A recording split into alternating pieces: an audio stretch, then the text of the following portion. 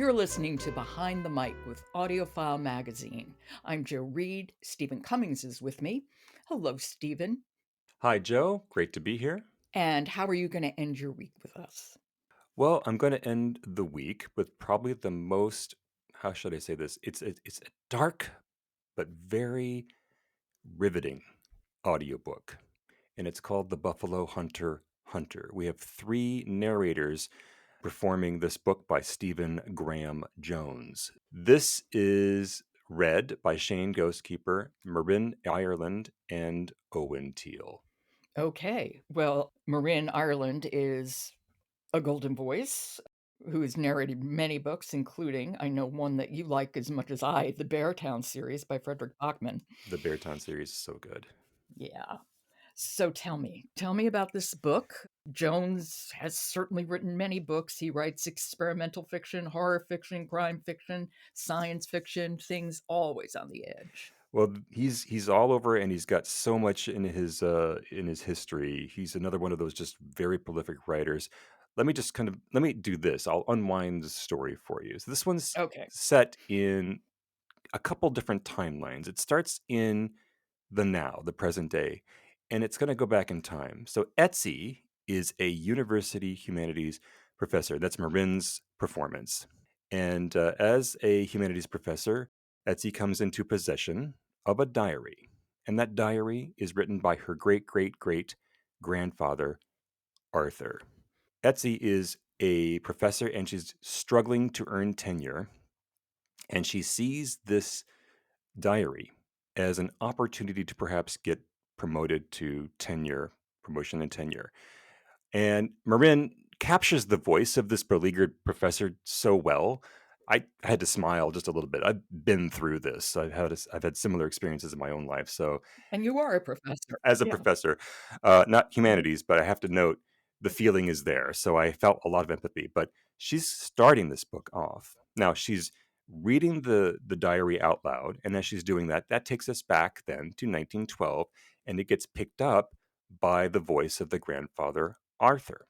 Now Arthur is a Lutheran pastor. He is voiced by Owen Teal. Now, his performance is very stately, very educated, and really has that feel of the Old West. So the soundscape shifts just beautifully to this space. So it's almost a story within a story. Absolutely. So we're going back Okay. in time now because the bulk of this is going to be taking place in the past. And Owen Teal, again, very Okay. skilled. He's a well known actor. You may have seen him. Doctor Who comes to mind. Game of Thrones comes to mind for those of you who are fans of him. You fans of that show, you may have encountered Owen's performances there. Now he's a Lutheran pastor. He has a congregation, and one Sunday, a mysterious figure shows up in his congregation. This mysterious figure is a Blackfeet Indian named Goodstab. Goodstab is narrated by Shane Ghostkeeper. That's the name of the actor. And Shane has kind of a stoic, subtle approach to his character. So while Owen Teal being kind of in the voice of the West, of sort of this new American West, he may be chewing the scenery just a smidge. But that's not what Shane is doing. Shane is much more subtle. Shane's performance as Ghost Stab may be reserved, but he's actually having to convey some of the audiobook's most difficult passages. The Lutheran pastor and Good Stab, they meet, they share their stories, and then listeners come to learn that Good Stab is a vampire. Uh-huh. He's on a revenge mission for the deaths of over 200 indigenous people carried out by the US military, which has historical precedent in real time history. So, does that give you kind of the background of where this story is Well, going? I think, Stephen Graham Jones just is so smart about combining different tropes, like in horror or in science fiction, with Native American experiences. Mhm. Absolutely, absolutely. And I think in doing that shines lights in different corners. He's a really smart writer, I think. Yes, and I think when you listen to this book has so many details and has confidence that the listener can follow where these stories are coming from and the different characters and their motivations. It's just a really well done production all around. So I want to give it full credit for that for sure. Is it difficult to listen to? I mean, the horrific parts? I will tell you that it can be a little bit. Just be prepared for that. This is, in some respects, a kind of horror story, but Yeah. it's told with a kind of strong narrative that helps you understand exactly what's going on. Look, I'll put it to you this way: if you like vampire stories, this is going to fit right in certain spots. Let me. Yeah, no, I don't. I Mhm. don't. I hate being scared, and vampires terrify me. It's one of the things I am truly terrified of. Well, the good news is the clip we have today won't have any of that going on. What are we going to hear? What you're going to hear is Marin's performance as the professor. She's just come into possession of that diary, and she's reflecting on her grandfather's prose and his mysterious disappearance. That's another key component to this, is that we're learning about how he disappeared, or we're going to find out how he disappeared. This is The Buffalo Hunter Hunter by Stephen Graham Jones. It's read by Shane Ghostkeeper, Owen Teal, and Marin Ireland. We'll be hearing from Marin. I'm more of a professional doubter. I've worked my way through the first few days of your journal, though, and I'm coming to understand why Bozeman wants to pay to keep your writing in their collection. You were good, Arthur Beaucarn. You used my rhetoric and spin and encomium to come off sounding heartfelt, never mind the actual facts. But you had a documentarian's eye, too, didn't you? And a playwright's ear. You didn't have a camera, but you had a pen, and its nib was sharp enough to cut right to the center of the day, the year, the era. You make your case better than I can, though. I'll paste in a news item from 1912, the year you disappeared from your church, and then showcase your more fleshed-out version.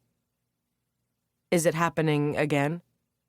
This is the question former cavalryman and current postal clerk Lavinius Clarkson was said to be asking his patrons for the better part of Monday. The thing about Marin is her narrative voice is so assured. She is so lucid as a narrator, can describe complicated situations, relationships, people, just so lucidly you don't lose your way. No, not at all. I completely agree. You don't lose your way. She actually narrated a book last year called The Curator by Owen King. And that audiobook was very complicated. But she did the narration, and I found myself just riveted by her narration as much as anything else, because had I read it on the page, I might have found myself maybe going back a few, reading it up again. She's a great guide. She's a great, confident performer, and she still knows how to perform. Like I said, this Mhm. character of the professor is still, it's tenuous. You're struggling to just stay afloat in your career, and I just really felt that. So I really enjoyed those touches in her performance as well.